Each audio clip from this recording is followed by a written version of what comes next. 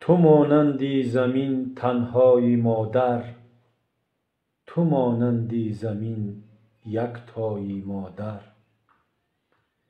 زمین را هر قدر چون مالی میراثی، میانی هم بسا تقسیم کردند.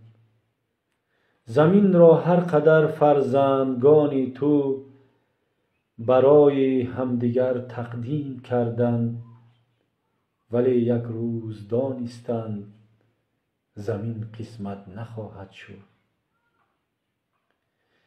زمین و آسمان، خورشید و مه، مثل دل تو، مثل مهر تو، میان کودکان قسمت نخواهد شد.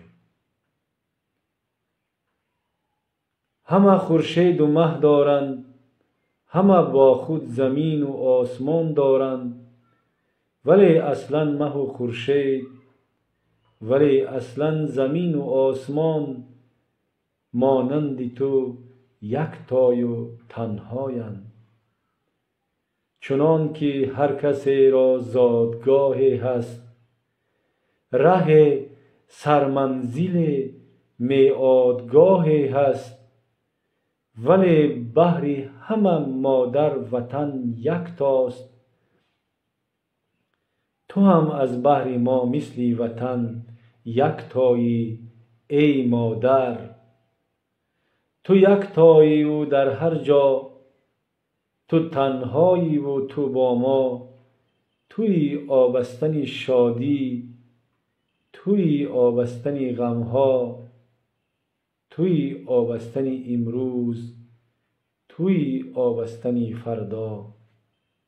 زمین و آسمان، خورشید و مه، مادر وطن از آن عزیز هستند که بی همتا و یکتایند. هر آنچه بیش از یکتا بود چندان مقدس نیست. هر آنچه بیش از یکتا بود چندان مقدس نیست.